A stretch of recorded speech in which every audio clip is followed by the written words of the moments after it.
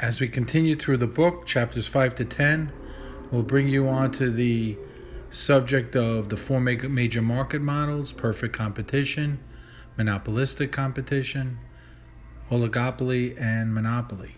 But we begin to understand these things and to understand where your business fits within that spectrum.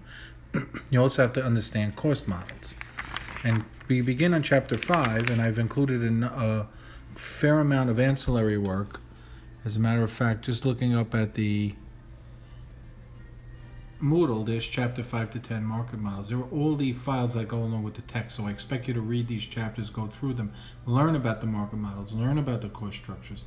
This will help you determine where your business fits within a market model and how to price accordingly. Very important for a manager.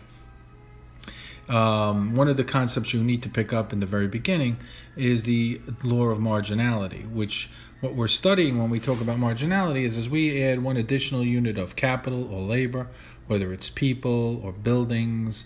In the case of McDonald's, they may look at how their business is affected in every 500 buildings, every 500 units. So in the case of a pizzeria, it might be every worker. In the case of a trucking company, it might be each additional truck.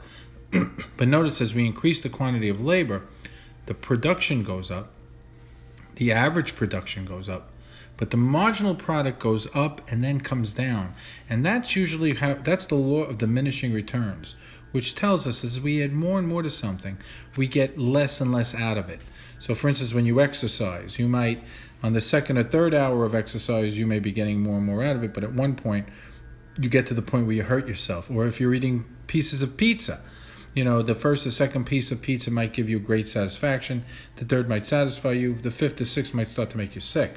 So it's the law of diminishing returns, and it's exemplified because this is all a study of the science by these graphs where you see how as we increase units of labor, our product goes up, peaks, and then comes down. And then in the second panel, we start to see marginal product as it relates to average product.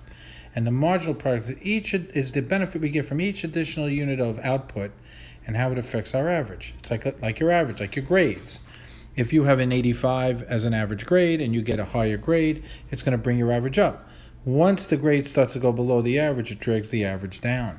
And in most businesses, once we continue to add people or product, we come to a point where we peak and we go down. So for instance, in a Starbucks, they may have 10 workers or 12 workers per shift.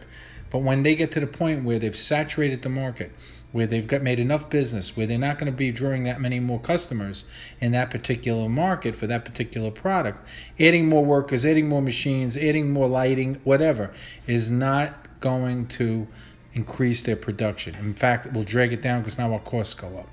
So that's something I want you to think about. That's something I want you to take a look at. Of course, you should be reading all of these chapters carefully, but that's the relationship between marginal and average product. And in this panel, you start to see it again on page 121. There they review again what the difference is between average and marginal product. The law of diminishing returns continues on page 122, and I want you to read that.